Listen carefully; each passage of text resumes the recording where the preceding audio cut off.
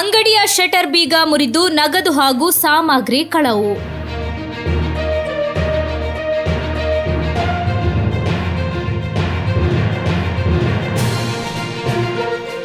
ಮಂಜೇಶ್ವರ ರಾಗಂ ಜಂಕ್ಷನ್ನಲ್ಲಿ ಕಾರ್ಯಾಚರಿಸುತ್ತಿರುವ Ashraf ಎಂಬವರ ಮಾಲಕತ್ವದಲ್ಲಿರುವ Bharat super market ಅಂಗಡಿಯ shutter ಬೀಗ ಮುರಿದು ಒಳನುಗ್ಗಿದ ಕಳ್ಳರು ಡ್ರವರಿನೊಳಗಿರಿಸಿದ್ದ 35,000 ರೂಪಾಯಿ ನಗದು ಹಾಗೂ ಸುಮಾರು 10,000 ರೂಪಾಯಿ ಮೌಲ್ಯದ ಸಾಮಗ್ರಿಗಳನ್ನು ಕದ್ದೊಯ್ದಿದ್ದಾರೆ.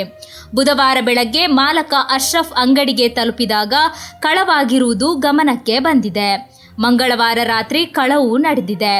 ಇದರ ಸಮೀಪದಲ್ಲಿರುವ ಮೊಬೈಲ್ ಅಂಗಡಿ ಹಾಗೂ ತರಕಾರಿ ಅಂಗಡಿಯ ಬೀಗ ಮುರಿದು ಕಳವಿಗೆ ಯತ್ನ ನಡೆದಿದೆ. ಘಟನಾ ಸ್ಥಳಕ್ಕೆ ಮಂಜೇಶ್ವರ ಪೊಲೀಸರು ಆಗಮಿಸಿ ಪ್ರಾಥಮಿಕ ಮಾಹಿತಿ ಕಲೆ ಹಾಕಿ ಸಮೀಪದ ಸಿಸಿಟಿವಿ ದೃಶ್ಯಾವಳಿಗಳನ್ನು ಪರಿಶೋಧಿಸಿದ್ದಾರೆ. ಕಳ್ಳರ ಹಾವಳಿಯಿಂದ ಸ್ವಲ್ಪವಾದರೂ ನಾಡಿನ ಜನತೆ ನಿಟ್ಟುಸಿರು ಬಿಡುವ ಮಧ್ಯೆ ಮತ್ತೆ ಕಳ್ಳರ ಲಗ್ಗೆ ಸ್ಥಳೀಯರಲ್ಲಿ ಆತಂಕ ಹೆಚ್ಚಿಸಿದೆ.